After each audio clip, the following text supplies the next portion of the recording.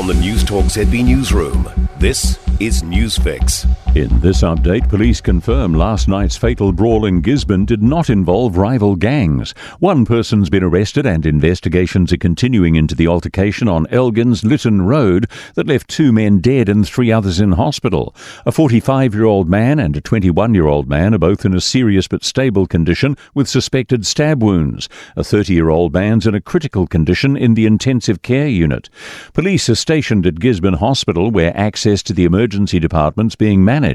Acting Tairāwhiti Area Commander Inspector Darren Paki says the fight broke out after 2 uninvited guests turned up at a 21st birthday party. What was meant to be a happy occasion has turned into an awful tragedy for those people. Our staff will be on high alert and monitoring ongoing activity, and initial indications are that the conflict did not involve rival gangs. Labour's leader says New Zealand being in a recession does not mean it's the wrong time for tax restructuring. Delivering his State of the Nation speech this morning, Mr Hipkins says now is the time to have a tax debate, despite ruling out both a wealth tax and a capital gains tax last year.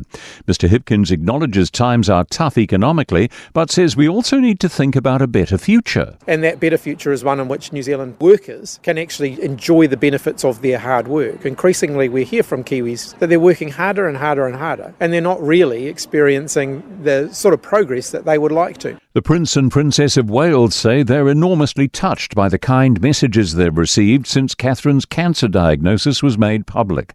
Kensington Palace says the pair are extremely moved by the public's warmth and support and are grateful the public's respecting their request for privacy. BBC royal correspondent Daniela Ralph says the message is both a thank you and a polite warning. She says the Prince and Princess of Wales now want to be left alone, and King Charles will be back for the Easter church service at Windsor. That's news. In sport, the New Zealand Sail GP team has claimed their home event at Littleton, winning the final from France and Canada. New Zealand qualified top for the podium-deciding final with a first, fourth and a second as racing made up for the cancellation of day 1 yesterday. Say hello to your winners. It's the Blackfoils with the win. New Zealand now leads Australia by a point in the season standings after Australia pulled out after the first race because of boat damage. The next Sail GP leg is in Bermuda in May. The White Ferns have kept their T20 series against England alive with a 3-1 win in the third game at Nelson Saxton Oval.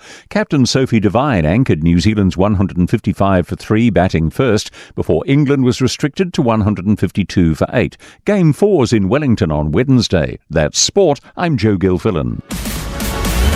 For more news, listen to Newstalk ZB live on iHeartRadio.